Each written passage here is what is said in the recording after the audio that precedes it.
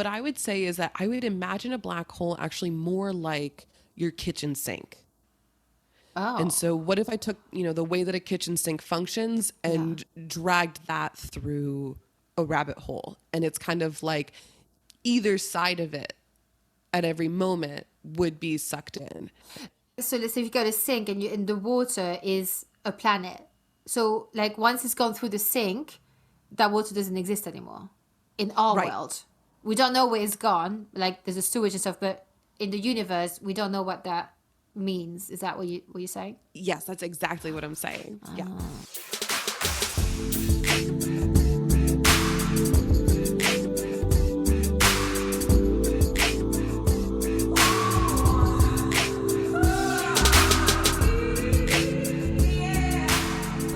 Welcome back. We are on today with my guest Lindsay DeMarchi on the Tour for This Shit podcast.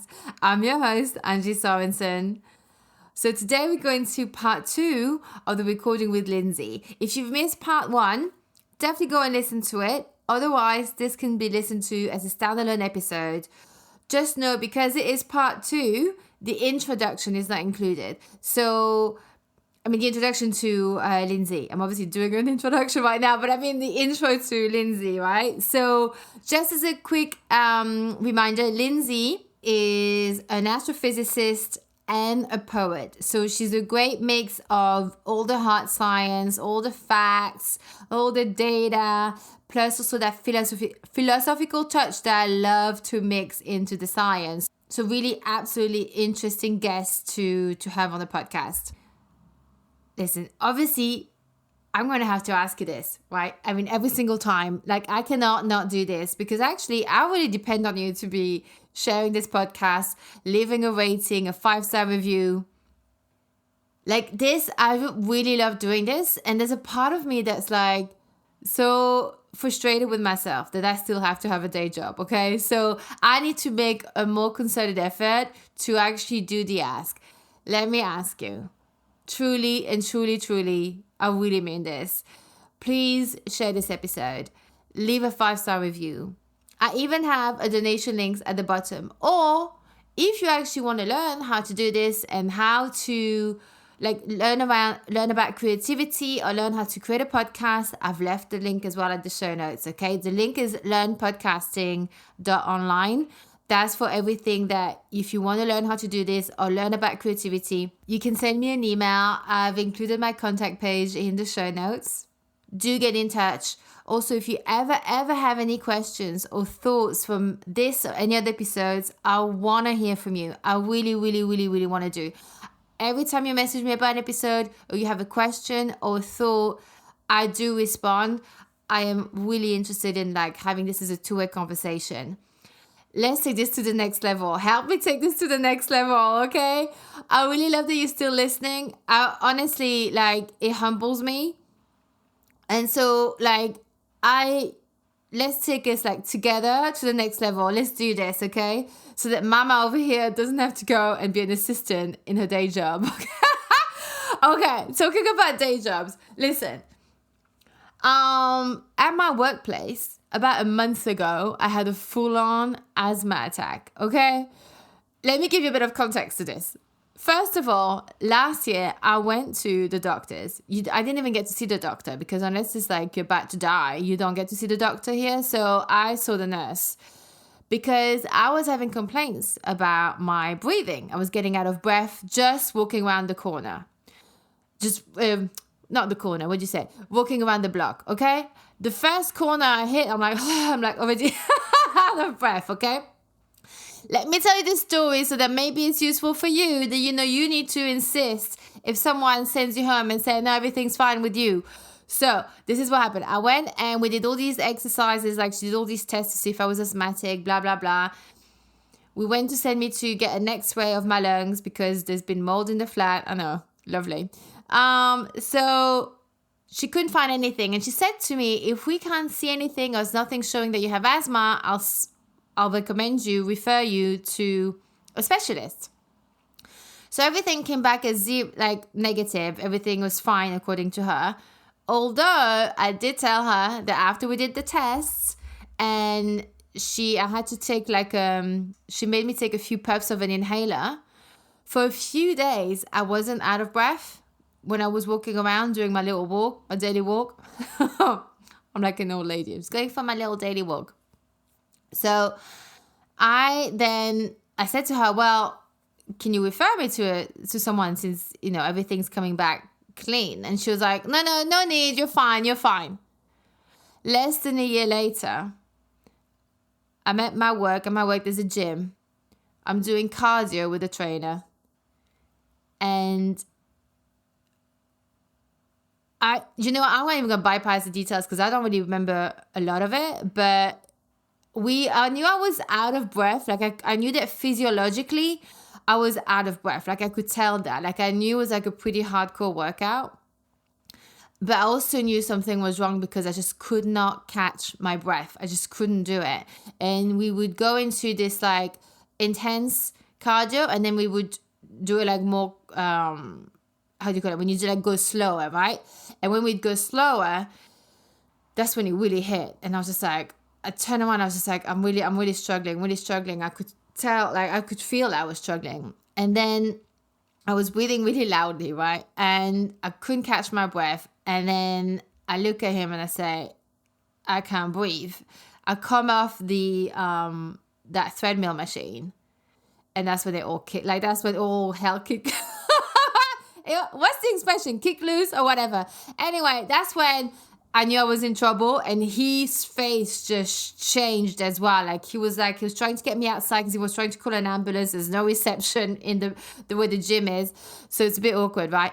Anyway, I was like, don't call an ambulance. And the thing was, well, I'm going to be really honest with you. And that's why I also told the doctor a few days later, and I told the trainer as well. I was like, I knew I was out of breath. I knew I couldn't breathe. I knew I was like, I felt like I was choking. But the thing is that the less I could breathe, the more anxious I was getting. And I didn't know at which point which one was taking over, where it was like the physiological side or the like mental panic, right? And so anyway, so that was that,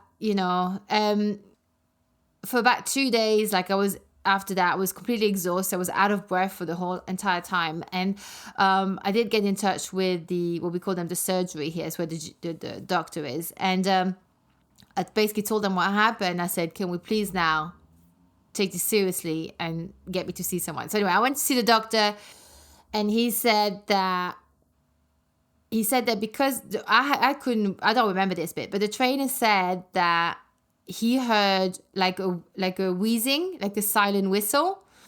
I don't remember that bit. So I said to the doctor, I said, look, I don't personally remember that. This is just what he told me. And the trainer also like confirmed this when I saw him the next time. And I said that I went to the doctor, and he said, yes, there was definitely the wheezing, the silent whistle. And his brother has asthma. So they said that was exactly like how when his brother had asthma attacks, it was exactly like that.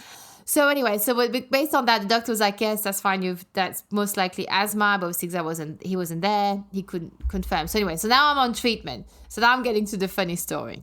So I'm taking those I have to take these steroids twice a day. It's like this little inhaler. And then I've got my emergency inhaler. Oh, I've got another funny story about the emergency inhaler. Okay, hang on. Right. So anyway, so I go to see the doctor a few days later, blah, blah, blah. I'm getting the treatment. They're finally fucking taking it seriously. About freaking time. Anyway, so then, that aside, I was working from home for a few days, and then I was like, okay, let me go into the office, because I did feel what happened with that asthma attack. It wasn't so much, I was obviously a bit worried after. I was getting anxious, right? I was feeling anxious about whether, it was the fear about it happening again. I was worried if it was going to happen in front of other people, because feeling so vulnerable was really uncomfortable for me. Like I hated feeling that vulnerable and helpless, basically. Like, it was awful feeling. And so I had the fear of that, which was stopping me from going back to the office. And then I also had the fear of, what if it happens in the middle of the night and I'm by myself and I can't find my emergency inhaler, or the thing doesn't work? So I was caught between, like, I was basically up in my head about it. But what really sort of, apart from that, what really transpired for me was that it was more almost like an existential crisis. It was more thinking, what the fuck am I doing with my life? Why am I in my day job? Have I sold my soul? I need the money, blah, blah, blah. Anyway, all of that stuff, right? So, okay, I promised you a funny story. So here it is.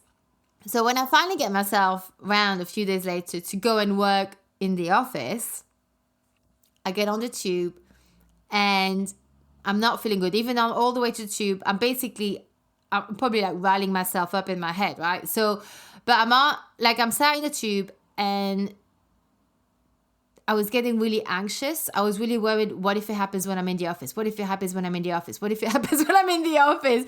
And I don't know, probably some other thoughts were creeping up and I just don't remember them, right? But anyway, the more I was thinking that, the more anxious I was getting, the less I could breathe, right? The more it was like, obviously, like, how it works on your breathing. It's like you're anxious and then you want to cry, but you try not to cry. So I was like looking up at the ceiling like a crazy person.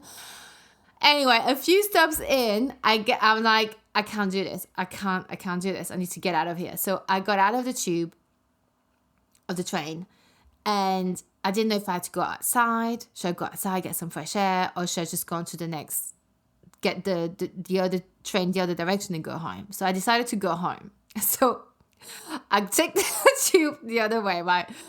I get off at my stop, right? I'm at my home stop. So I got off the tube, then I have to get a bus to get to my flat. So I'm still not exactly quite right, okay? I'm still a little bit obsessed. I'm feeling quite fragile. I feel like an idiot on top of it all. And so I'm waiting for the bus and I'm like, the bus arrives and I see this seat that's right. If you ever been in London, you'll know this. There's a seat right behind the driver. It's like a one-seater. In front of you, all you see is like, it's like a wall, if you like. Like you just see the back of the driver, but you don't even see him. It's like there's no glass. And I'm like, oh, because I was still like trying not to cry, but tears were still flowing down my face. It was so embarrassing. I was like, let me just go right there, like right behind the driver. So that's what I do. Like I tap my card, like to pay for the bus fare, sit right there. And I'm like, great, brilliant. No one can see me. No one's going to see that I'm like out of sorts. So I just look out of the window, still like inclining my head up as if I'm trying to look for a UFO. Oh God, like God knows what people are thinking, right? So I'm like that and I'm like, okay, I'm hiding here. The bus goes off, drives off. We arrive to the next stop. The bus opens. Turns out I'm in the bloody meet and greet section. The bloody meet and greet. I thought I was hiding behind the driver. I'm the first person people see right after the bus driver. Right after the bus driver. So what they see is this woman like sat down, looking away, looking out the window, but inclining her head up, trying not to cry. It was a mess, you guys. It was a mess. I couldn't wait to get off that bus. It was so embarrassing. So embarrassing. So anyway, so I don't know. Honestly, I don't know what the lesson is learned here because I don't even know what I would do after. Like, what would you do? Like, where would you sit? Because the thing is also, I was just like, if I start to move seat, I'm going to have to walk past everybody on the bus. And it's going to draw attention to me. I'm clearly not feeling quite right. And so I just stayed in my little naughty corner, the meet and greet section. It was so stupid. So anyway, the emergency inhaler. Okay. I was going to tell you about this. So here, they only gave me one emergency inhaler. But obviously, as I was getting quite anxious about this whole asthma attack situation, okay, I was thinking, damn, what if I'm in the bathroom and it kicks in and I have to go and find my inhaler, which is by my bed? What if I leave it at work? What if I'm at work and I've left it at home? And I was like, I was thinking that. And my friend at work, she was really sweet. She was like, well, actually, most people have quite a few emergency inhalers. Like they have one in their bag, one by their bed, one in the bathroom. I was like, okay, great. So I'm not the only person thinking about that. I'm not crazy. Let me ask my doctor to prescribe some more. You would have thought I asked for crack cocaine. Seriously, when I called up and I said, hey, I would like some more emergency inhalers, that's exactly how the phone call went. So I go, hi. Yes, so I have an emergency inhaler and I'm just calling to see if I could have a few more. You would have thought I asked for crack cocaine, okay? Because this is how she responded. She was like, well, what are you doing with it? You're not supposed to use it. How often are you using it? And I was like, no. I'm not using it, but I am worried. What if I lose it and then I don't have one? And also I need one. I'd like to have one at work, one by my bed, one in my handbag. And she's like, no, you can't. And she says, no. I can prescribe you like one more inhaler. And I was like, but I would like more. And she was like, well, how many do you want? And I was like, well, I would like 7. Which I knew was, given how she was handling the conversation thus far, I knew that figure was going to be well high. But I was like, which is actually how many I really want. But I thought, let me try and negotiate with her. So I know I'm going to put like a number that to her sounds crazy, but to me is 100% reasonable. So, and see what she comes back with. Hopefully we meet in the middle and I get 4. So, so I go 7. That's how many I like. And she says, I can prescribe you one more. And I went, I'll take it. And that's it. So that was my fabulous negotiation skills with the surgery. So there you go. I have 2 emergency inhalers, which I did not know that asking for more was deeply unreasonable. Yeah, whatever. I'm going to see if I can call like a private doctor through the insurance and see if I can get some more prescribed, because that's ridiculous. Oh, wait, maybe I should just say I've lost it.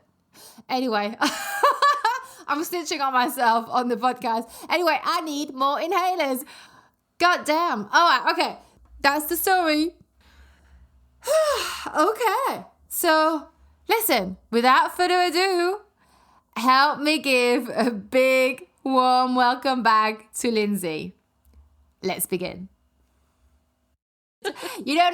Talking about the end of us, the end of, the end as we know it. Can you tell us a bit, because I know you very much about black holes. And can you explain, like, what is a black hole and what does it really do?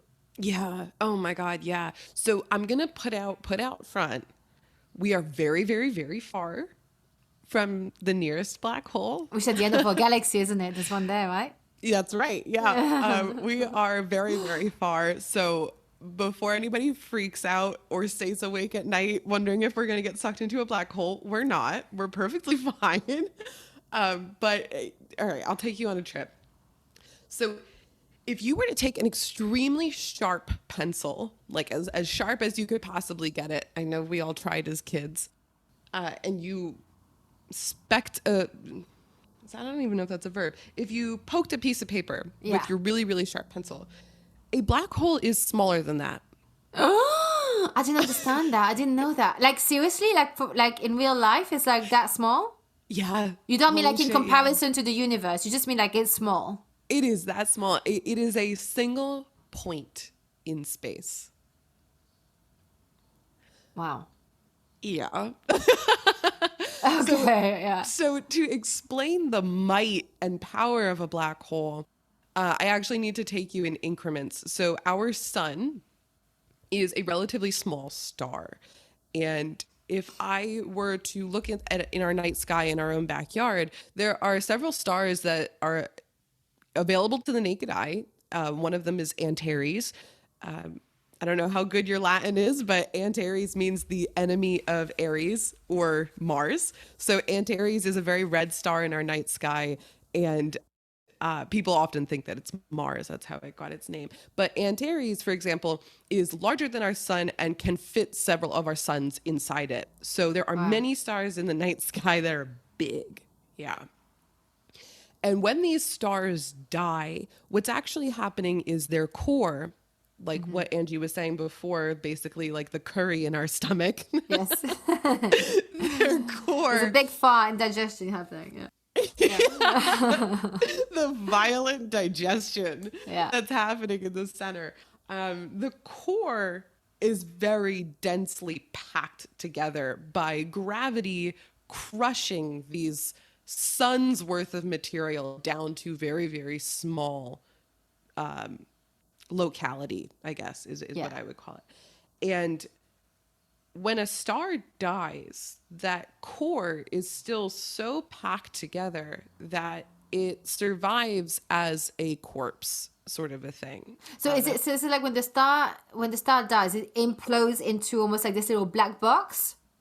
A bit, yeah. Right, so okay. depending how much material you have in your budget, it's going to determine what type of corpse it becomes. So our sun, for example, is a pretty small star, like I said. So when it dies, it's actually just going to leave behind its core as a white dwarf. That's what it's called. And the outer layers are just going to very gently drift away. We're not going to have a supernova. It's just going to drift away because there's not enough material. But when you start to get around 8 times the size of our sun, that's when things get interesting. And that's where I start to study what's going on. So in stars that are a bit larger, they will supernova, they will explode. And their remnant that they leave behind could be a black hole, could be a neutron star. But to explain the might of a black hole, I wanted to first explain a neutron star. So a neutron star is a star that was once very big, bigger than our sun, like I said, at least 8 times the size of our sun. And what it leaves behind is material that is so densely packed together that it is the size of a city. Okay, It is 8 kilometers. It is smaller than the Earth. So imagine taking 8 suns and packing them together such that they could fit over Chicago. Right. Yeah. So That's you dense. were talking. That's very dense. It's and it's very hard to imagine. So I'll say it like this. We've got one gravity on Earth and we've got a different gravity on the moon. The moon is very bouncy, right? Like we see astronauts kind of floating around. The moon is not dense. And in comparison, the Earth is denser. So we're heavier on the Earth. And if I was to move to an even denser planet, it might be hard to stand up. Right. Yes. The gravity is going to be so powerful. If I were to stand on a neutron star, I would instantly collapse into a puddle. Wow. To make it even more extreme, if I was to stand Mount Everest on a neutron star, it would collapse to fit inside a teaspoon. So Mount Everest will become small. Like will become like a puddle in a teaspoon. Like yes. it become okay. Wow. Yeah, all of the material and that's a neutron star, which is not. So neutron star was in comparison to black holes. Correct. Yeah. So that's when we've got more than our sun, but less than enough to make a black hole. So I will say that it is an open mystery in astrophysics. When do things become a neutron star? When do things become a black hole? We're actually not positive. And part of that is because we don't really understand the material of a neutron star. What is this weird soupy puddle stuff that actually makes up a neutron star? Open question. We don't know. So basically, just to sort of like to see if I understand, just to quickly recap. So when a huge star that's like let's say 8 times the size of a sun, when it dies, it implodes, like the heat implodes, and it becomes either a neutron star. So it becomes another star, neutron star, which is like because of the whatever is happening inside is like there's something happening. It's so dense that if you put like Mount Everest on it collapses into like a tiny little droplet of water that fits into a teaspoon. And then you have another type of collapse of that big star. So it could either be a neutron star or then it becomes a black hole, right? Yes. And so the black hole, that's a different beast. Yes, completely. Because what does it do? So here's the thing, is that a neutron star is able to survive because there's gravity crushing things down, but the material itself is able to sustain itself against the crush of gravity. Okay. It's this fight going on within the star. There's pressure going outwards, keeping the star a stable structure, and there's gravity that is trying to crush things down. All the time we see this. That's just the way gravity behaves. Gravity wants to crush things down. Other stable things push back. Right. A black hole is a runaway effect where nothing in all of the laws of the universe can counteract gravity. Gravity completely takes over. Gravity gets its final wish, and it pulls everything into a single point. So wait, so what you're saying is that gravity, like in terms of black holes, right? So black holes is like the ultimate gravity. Yes. Okay. So it was okay. So nothing can resist a black hole if it's close enough. Exactly. So you may be shocked to hear that a black hole is so small because you think of what we call like an event horizon, or you think of the Schwarzschild radius. These are like words that people throw around to say the point of no return. So like in movies, when you look at a black hole, it looks a lot bigger than just a single point. So the reason it looks bigger, it's not wrong, but the reason it looks bigger is because the gravitational field of that point, or what is under the influence of that point, extends that far. So it's like its aura. So it's actually it is a dot. However, its aura is like massive, and that's why it is actually its power is there's a big circumferences, like it's a big circle, even though the point is tiny. But it's like so it's like when you have like a tiny virus, but the infection goes all over your body, but the virus is like just a tiny point. But it's like the black hole. I see. Okay. So it's a dot, but the reason why it's not really seen as a dot is because it's got a huge amount of power around it. Circumferences, I guess. I don't know if it's a circumference. I don't know if it's a circle, or it could be a rectangle. I don't know.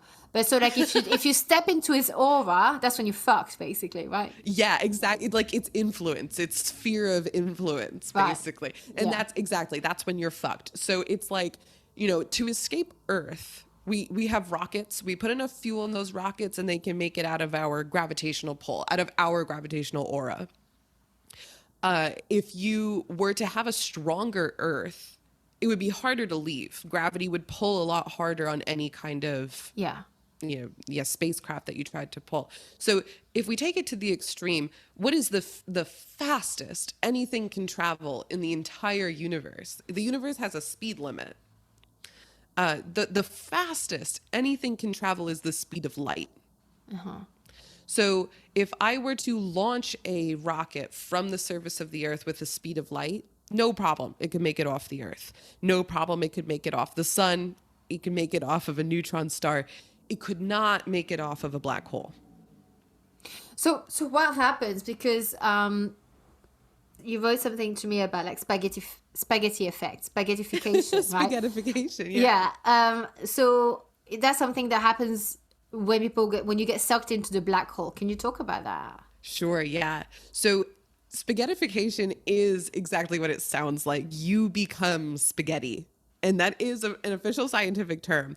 So what happens is if you were to jump into a black hole, let's say you jump, so the event horizon, I guess I should say first, the event horizon is that sphere that you were talking about of its aura.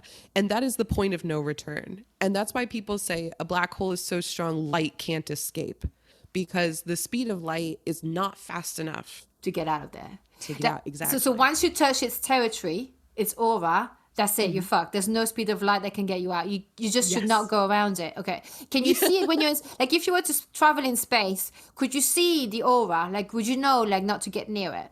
Yeah. So what's beautiful and fascinating about it is that you would actually see the light from behind. So if I'm looking into space and there's a bunch of stars and galaxies around me, let's say there's a background of stars and in the foreground is a black hole. The light from the stars in the background would be bent and warped around the black hole. Right. Like another aura, like an angel. Yeah, you would see, yes, yeah. And that would be due to the event horizon. That would be due to the real term, this is not science fiction, is that it's bending the fabric of space-time. Wow. And what that actually means is that light is traveling in a certain direction. It encounters this black hole, and this black hole is bending the very fabric of reality around itself such that the light thinks it's still traveling straight, but it is warping. The black hole is warping its path, and then it eventually reaches us. So to us, if you Google pictures of artists' renditions of a black hole, you might see some of this warping and bending around the black hole. That's not for cool effect. That's actually what happens in nature. But that is not the same as spaghettification. I did not answer that question. Spaghettification is if you jump into that point where you're fucked. Let's say you jump in feet first. Yeah. Your feet are falling, and then eventually piecemeal the rest of your body is falling.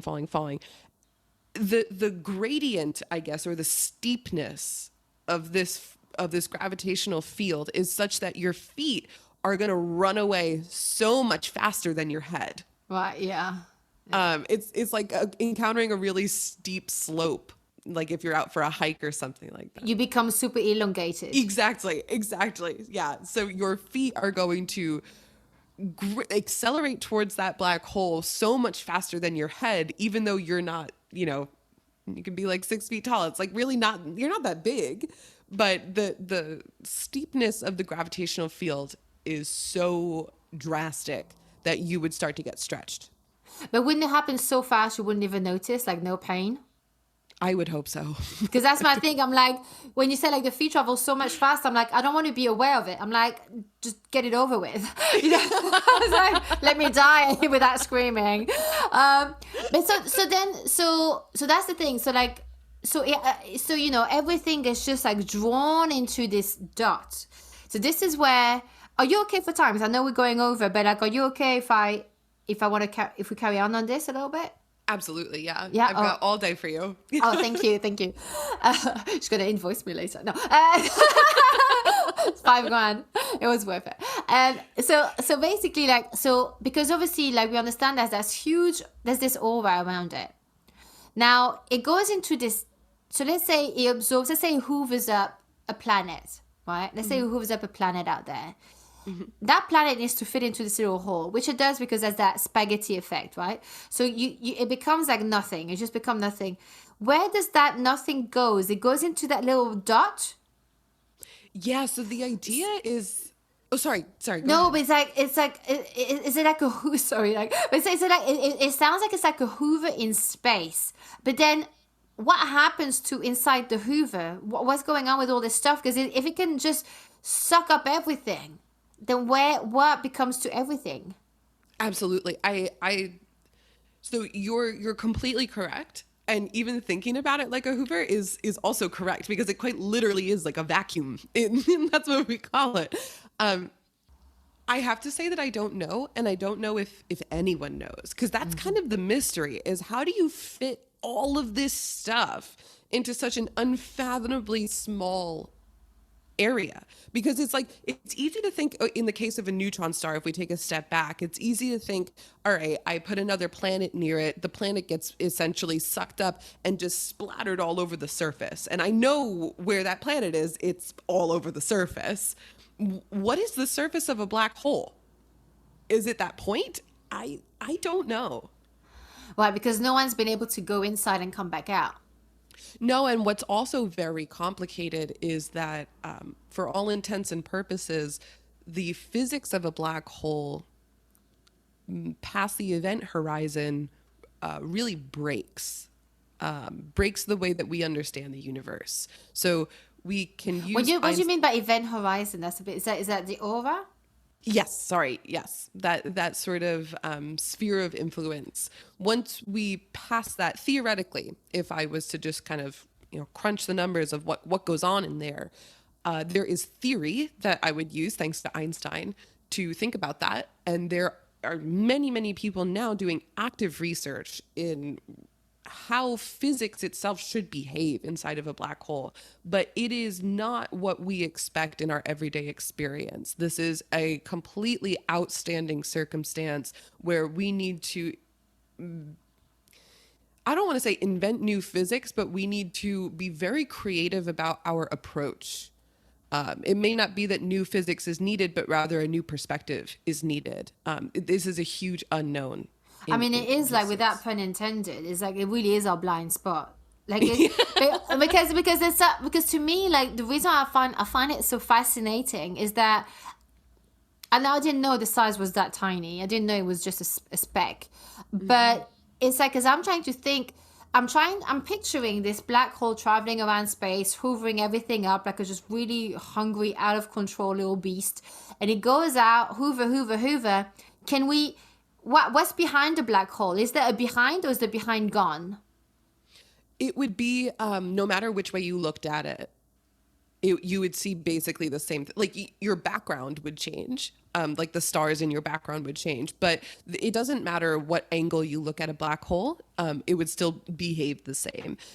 So is it okay? So if as like I'm trying to visualize it. I find it's so difficult as now. But it's like, so let's say, like you have animals that do tunnels, right? And so let's say a rabbit, there's a rabbit hole, right? And it creates a little tunnel. So let's say the rabbit, let's say the black hole travels through that rabbit hole. Okay. What would happen to where it's been? Is it gone?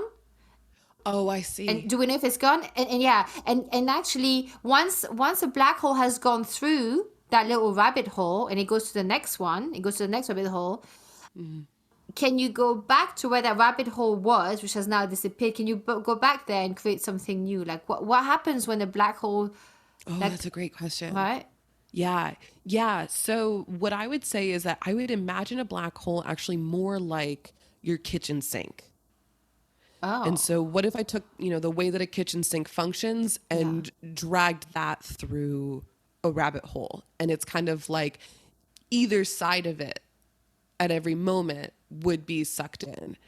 So let's say if you go to sink and the water is a planet. So like once it's gone through the sink, that water doesn't exist anymore in our world. We don't know where it's gone. Like there's a sewage and stuff, but in the universe, we don't know what that means. Is that what you're saying? Yes, that's exactly what I'm saying. Yeah. But you had a great question that was like, what happens to the area that it's already traveled through? Yeah. And everything goes back to normal.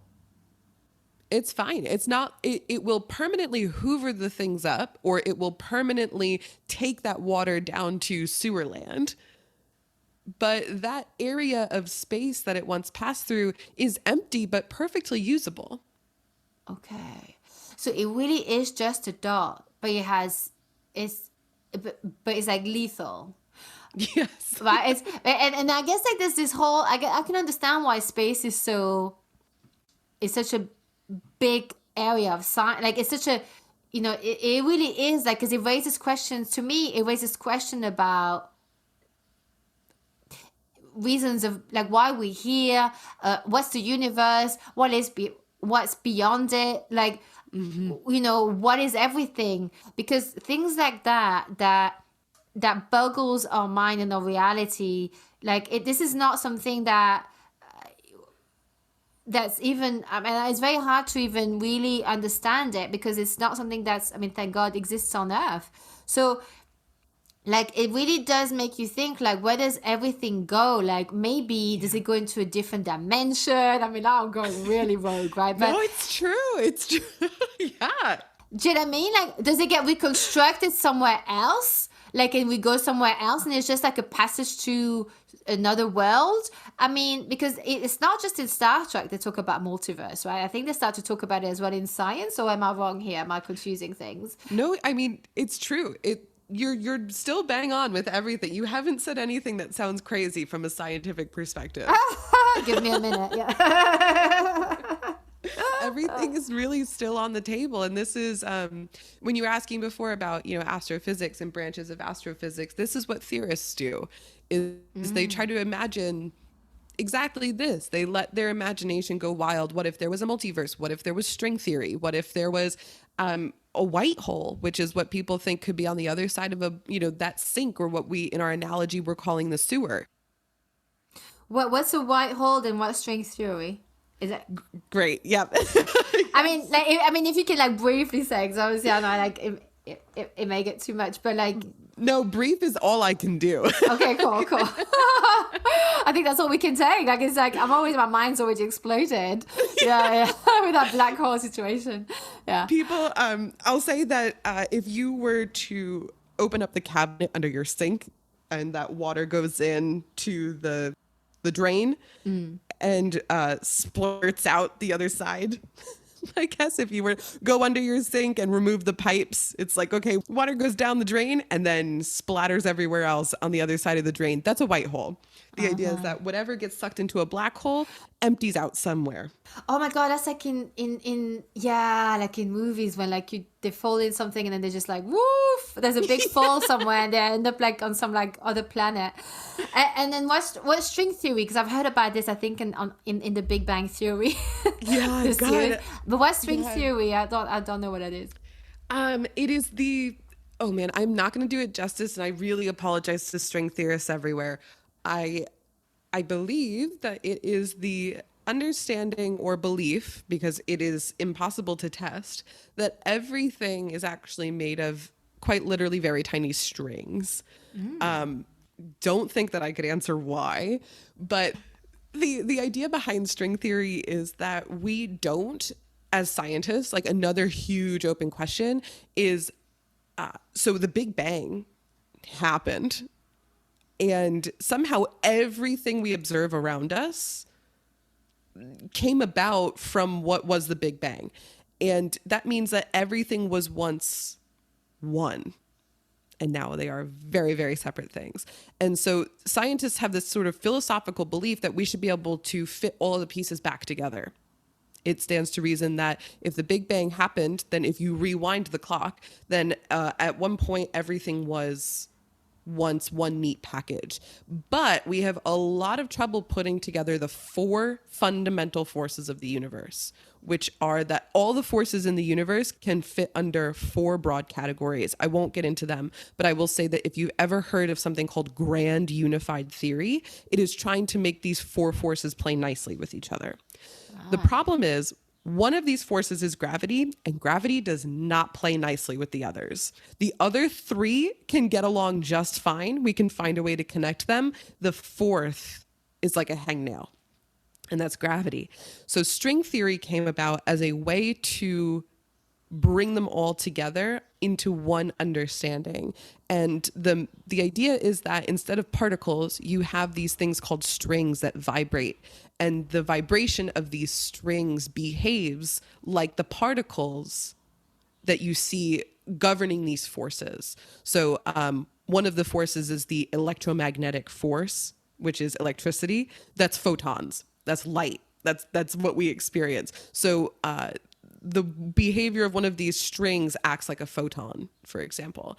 And the hope is that if you can use this one neat theory to describe all four fundamental forces, then you have hit under the underlying organization of the universe. That's the hope. Sorry if that was No, this is good. No, it's good. No, it's because you explain, like, that's the thing. Had I Googled, I would have been like, what the fuck? But then because you add like how they play with each other and how one doesn't play nicely and how it's actually quite hard, and it's very useful. Okay, great.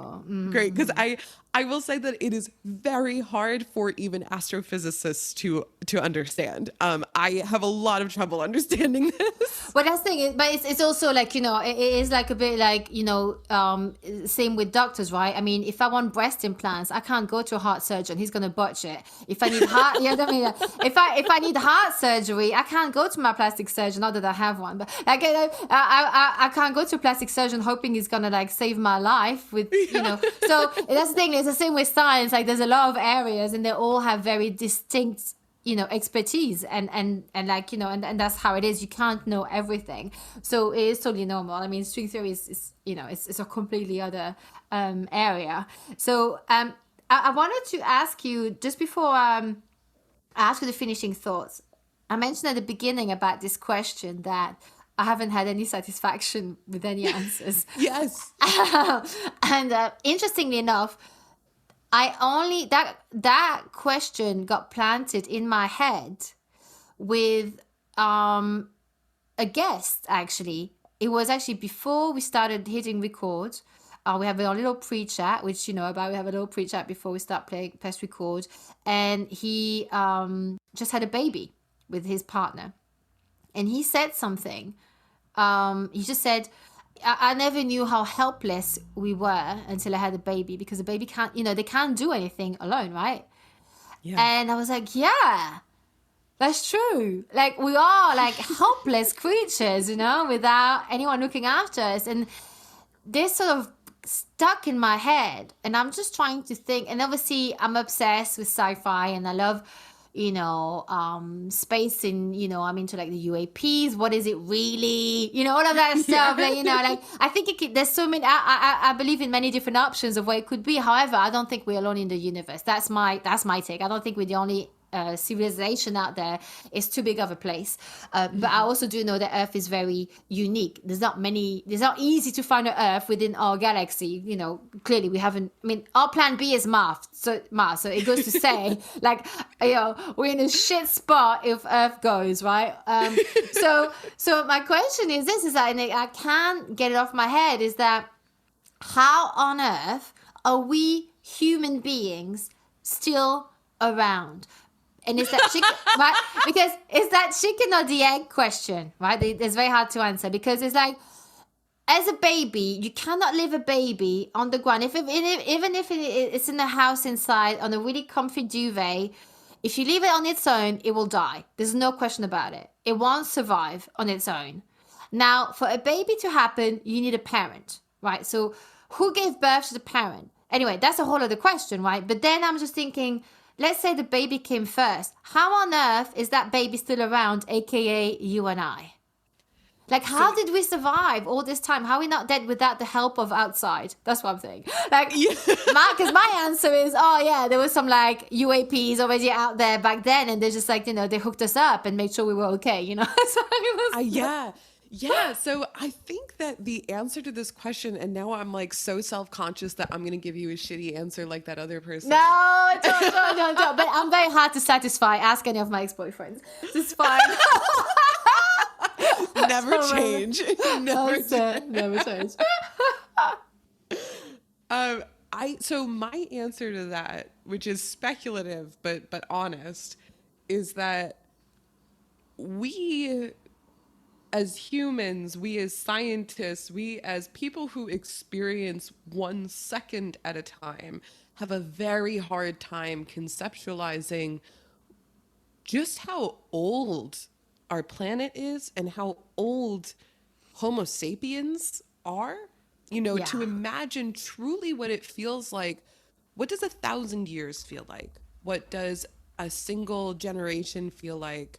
What does 100,000 years feel like? I think that the concept of incremental change is totally foreign to us because of the way that we experience life. We, by comparison, are very immediate creatures, and it only gets worse. Not to be a boomer, but like it only gets worse with technology, with things being truly immediate, that we don't have the patience that we used to have, or the understanding that we used to have. And I think that's to our detriment, because when you consider glacial change, I don't just mean literally, I mean change on the scale of thousands of years, of hundreds of thousands of years, it's very, very hard to picture in a way that seems consequential. And so my answer would be that I think that we're here because of very, very, very small changes that accumulated over time, because that's the way that the rest of the universe behaves. Like I was telling you about the way that planets are formed. I mean, I feel like another way to ask your question is, how could planets possibly be here, and how did aliens not just put them here? Right. Because I think that underlying your question is, babies are so fucking dumb.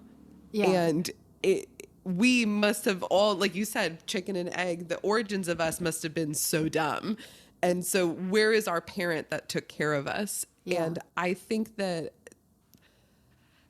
it must have been a lot of very slow steps of evolution to get us here. Or, you know, maybe at one point we weren't so dumb, or we weren't so helpless, or maybe we always were helpless when we were fish in the sea, and then when we were, you know, amphibians, and when we were monkeys. And, you know, maybe it just always has been, but nature has slowly developed us into stupid humans instead of stupid other animals. I don't know. Yeah, but I guess it actually, interesting enough, I think in one way you're actually the first who's given me immediate satisfaction, because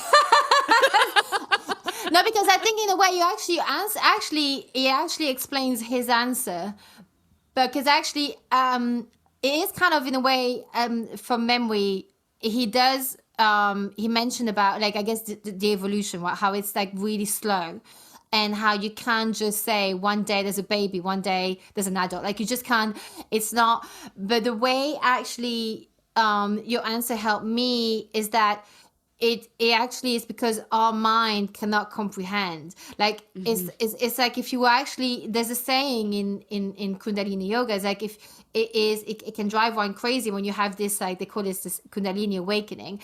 You know, it's something that happens in your body, is energetic or whatever. I don't know, I can't explain it, but I have not had it, so I can't explain it. But it basically, they say, like, you can either go crazy, or you can actually, it's sort of an evolution in spiritual evolution, if you like.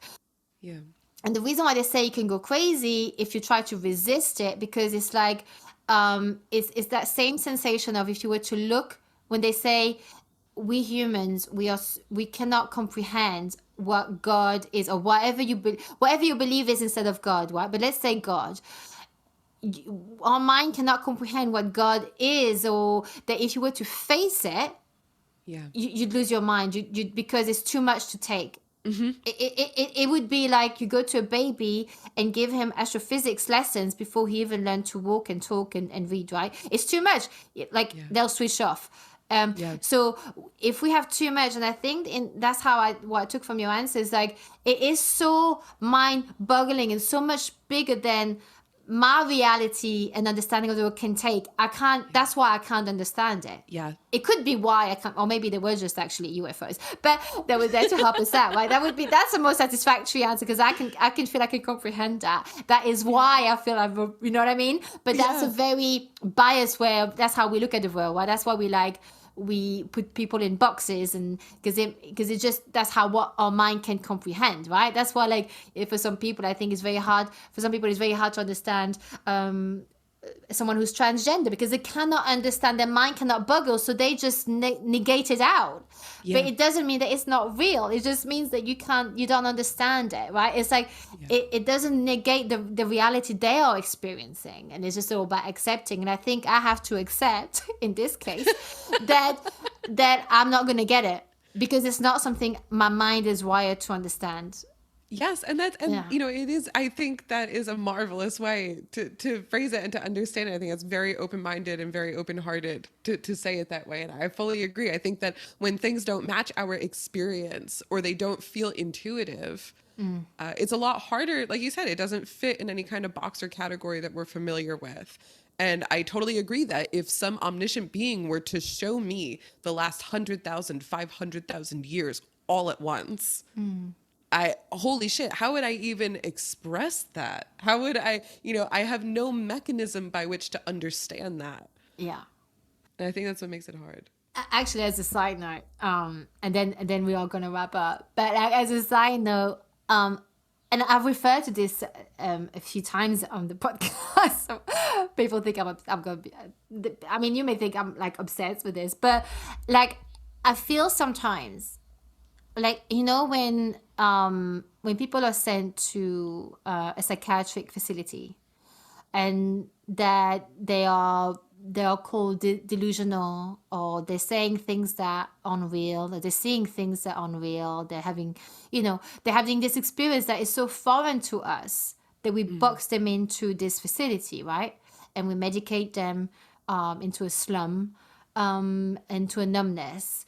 And I feel sometimes, I wonder, actually, if some of them, I'm not talking about serial killers and stuff like that. I'm talking about, the ones who, like, the ones that we like to see, like, oh, they look crazy, they're crazy, But for me, I look at it differently. I'm like, what if they're seeing what we can't see? Yeah. Yeah, that's something I've thought too. Right? Yeah. I don't know if there's any way to know, but it is very true that I think that if I had all of that information, I would want to express it. I would want Right. to let everybody know, and I think that I would sound completely off my rocker. Yes. Right. Yeah. And there are many times, and like you were saying earlier about, how scientists can be, science, the industry sometimes can be a little bit closed-minded, because actually a lot of the things that we know today, the first people are not necessarily, the first people who found out those theories are not necessarily the ones whose theories has got the name on. There were people Yes. before them, and those people were completely ridiculed. And then once the world was ready, and I guess there was more an evidence that was sort of more acceptable or whatever, then all of a sudden it's like, oh my God, what a genius. So there's a fine line, right? Yeah, the person who in ancient Greece discovered non-reducible fractions like 9/14 that can't go any smaller. They took him to the middle of the ocean and pushed him off a boat. Like they were like, Ah, "You're crazy." that's savage. There's only an equation. Like, he didn't kill anyone.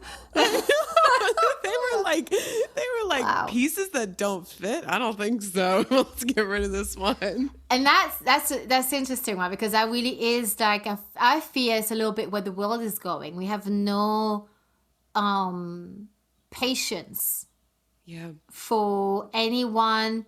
I mean, even the ones, because who's to say who is more evolved, who has a more evolved thought or theory or expression than others, right? Like we don't know. Like, I may be super backward, or I may be more advanced than my neighbor. I don't know. I have Yeah. no idea. Yeah, and I wish that I know that you're talking about the general public, but I really wish that scientists would take that to heart too. I think that scientists can get very I don't know what word, entrenched, I guess. They can get very entrenched in a very materialistic view of the world and block out a lot of very important interpretation or a lot of very important discovery, I think, by not listening. And it is beautiful to hear you talk about this, because this whole interview I've thought, wow, you are such a good listener. So I feel like the people who listen to your podcast must also just be really good, open-hearted people, and that gives me a lot of hope. Yeah, I think that's a great thing. Well, thank you, by the way. But to be fair, I have thought and said things that I wouldn't say today. But that's fine, because at the time is how I felt, and it's like I could back it up at the time. And I think that's the thing, like we always change, right? So I may say, like it's not like I do bad judgments on things or on people, sometimes I'm like, I mean, especially at work, I'm like, oh, for fuck's sake. And then I'm like, oh, wait, hang on a minute. Because sometimes I'm the bitch, right? So it's like, it's fine. Like, but I think, I think I'm really lucky with my audience, because I'm very surprised that sometimes people are still listening. So I'm like, wow, I'm really lucky in that sense. Like, I am really lucky. I think my audience is like pretty cool. I think so. I've got great. They're great. So yeah, so I think like first of all, I want to say a big thank you, Lindsay, and and also like we are going to talk. So you do have a podcast, so we are. I do want you to, we need to know like how we can find you and stuff. Before I go there, I'm gonna ask you the two finishing thoughts. Go ahead. That I ask every single one of my guests. And the first one is, although I have rephrased this one, it used to be, what do you wish you'd realize at 18? But I have rephrased it into saying, what life lesson do you wish you learned sooner? Oh, shit. Yeah. I wish I learned to let go of the word perfection and the idea of perfection. It doesn't exist in physics. It doesn't exist in math. It doesn't exist in people. And I think that has been the root of not just my suffering bodily. I mentioned my eating disorder. That was a pursuit of perfection. But it also, I think, caused a lot of unnecessary stress about where my life was going. We all want to have this neat trajectory in front of us. And if we deviate or wiggle side to side, it feels like failure. So I would definitely tell myself to abandon the idea of perfection, not just because it doesn't exist, but because there is so much beauty in life that exists outside of what somebody might call perfect. And actually, interesting that you became a scientist, because isn't there something called chaos or something like that in science? Like, isn't there like there's something about chaos that's actually essential? No, It is. Entropy is another way to put it. That's it. That's it. Yeah. Yeah. Must always increase. That's it. So, so that's quite interesting. Like, it goes to show, like, there's always a common thread in everything. I feel there's a common thread in one's life, and there's a reason why we do what we do. We may not realize straight away, or why we're going through what we're going through, right? So, because like obviously eating disorder is no fun, and it takes actually a lot of work. People don't realize it's quite disciplined as a disorder. It's called a disorder, but it's quite disciplined, and there's a whole method to it. So, but it is chaotic at the same time. So it makes sense, the science, I feel. Oh, I don't know. That's very insightful. Yeah. I was worried I was being flippant, but not at all. No. Okay. You're teaching me about myself. I'm like, damn, that's true. Maybe I should start charging guests. No, joking. I'm not gonna do that. Oh, that's how I can monetize this podcast. Funny factor. No, okay. It's like a therapy session. No. And the second question is, what stuff do you not put up with anymore? Oh yeah. Oh man. God, I'm such a hypocrite because I'm like, we need to listen to each other. I've learned not to put up with people who think they know the answer. That's true. I agree. Yeah, I have always been very impressionable and very willing, very gullible, I think is a good word, and naive. And so I've learned to not listen to other people's perceptions of me or my capabilities or even what they think is going on in the universe. It's funny, you'll hear a lot of astrophysicists tell you very definitively what they think is happening, but they don't use the word I think. They just tell you. And there are plenty of times in my own job I have to say to myself, like, you're not God. You didn't create this. You're not fucking there. This is your theory. And it can be a little dicey sometimes to disagree. And so, yeah, just really forging my own path, both in science and in life, and not listening not listening when it's important not to listen, I guess. No, I agree. I think the thing that I feel like I stay clear from people who think they have the only truth. Yes. And that doesn't matter what it is, right? It could be about politics, and it could be about a reason why we're here on Earth, right? Or about religion. It doesn't matter what it is. It's like, if someone thinks they have the one and only truth, red flag, like not even flags, like big alarm bells ringing off. I can't stand it.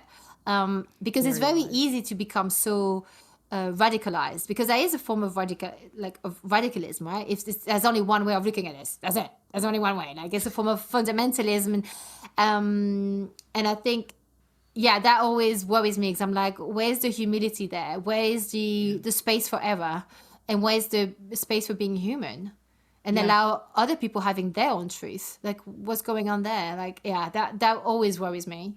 Completely. But I like how you said about people having answers about you and telling you who you are. Yeah, I think that's definitely something but it's hard though, isn't it? It's really hard not to care what people think of us. So yeah, well done for actually even like knowing that's what you don't want to put up with anymore. Yeah. So Lindsay, before we go, please tell us, like, where can we find you? Like, how can we like access your podcast? How we can like read, because your Astrobite articles. Like, tell us, like, where can we find you? Do you want people to contact you? Like, how? Give us all the good stuff. That's so sweet of you. Yeah. I love talking about space. I love space questions, but I also fundamentally believe that space belongs to all of us. So there is a permanent open invitation to email me or get in touch with me. Probably the best way to do that is my website is just lindsaydemarchi.com. So LindsayDemarchi.com. And you should be able to access my email address from there, or at least find a way to get my email address. I love getting mail. So please don't hesitate. And if you're ever wondering, kind of like I did before with string theory. Like, I know I could Google this, but I'd rather talk to somebody who can tell me as a human. Please send me those questions, because I'm more than happy to talk about them or answer them. I guess as far as the podcast is radically different. It's more of a celebration of the strangeness in life and experience and our history. That's called Go Ask Alice. So you could Google that, or you could search for it anywhere you get your podcast. That's me, another astrophysicist, and a forensic scientist just wandering through Wikipedia. So that's great fun. And I guess Astrobites, pretty much what Angie said before. You can also find Astrobites on my website, but it is just a separate website, astrobites.org. And you can read all about space and see the handmade memes that scientists think are funny. And is it so they can just search your name on the Astrobites website to find That's you? right. Yeah, I also have links to those articles on my personal website too, if anyone's interested. And why is it called Go Ask Alice? Is it like Ask Jeeves, but it's I wanted to do a spin-off of jumping down a rabbit hole. It's so funny you said that earlier, but yeah, Go Ask Alice. And I guess also in general, if anybody considers themselves an artist, please don't hesitate to reach out and collaborate as well. I love talking to people about space, so I would be more than happy to help collaborate on whatever creative projects people have. Yeah, so because you help films and poetry and things like that, right? Like, so yeah. Would you help? Like, you help with the development or the implementation of the art, or? Yeah, so a few times I have had just very casual conversations with people about stuff they've always wondered about, and that has blossomed into other things, which is totally fine and hands-off. I am working on a Netflix pitch right now. It's still in the beginning stages, and I'm not allowed to talk too much about it. No, don't. Yeah. Yeah, let's just say I do actual calculations for that one, so it can be as detailed as you like. Wow. So it's like a pitch for Netflix, but then they want the science research behind it to back it up. Yes. Like whatever that pitch. Okay. Nicely done. I love that, Lindsay. Well, look, I want to say that this was like such a thrilling conversation. I thoroughly enjoyed it. Like I said earlier, I was very satisfied. And like honestly, like this has really like I feel like alive. So this is always a really good sign. I just want to say a big thank you to you, Lindsay. I've really enjoyed this. Thank you so much. Thank you, Angie. I feel like I've just made it like a brand new friend. I haven't stopped smiling this whole hour. Perfect. Yeah, I hope we stay in touch. Like, honestly, I really enjoyed it. Me too. And that's it for this week. Next time, we will have the host of the How to Split a Toaster podcast. They are an absolute hilarious and informative duet on all things divorce and how to still believe in love. They are absolutely brilliant. I can't wait for you to listen to it. Listen, if you have any questions or thoughts from this or any other episodes, I want to hear from you. Message me directly at the link which is in the show notes, which is angie-s.com/contact. If you want to learn how to do this podcasting thing, how to become a podcaster, go to learnpodcasting.online. And if you want to support the show further financially, you can go to angie-s.com/donations. The link is also in the show notes. Until next time. Using health inappropriately.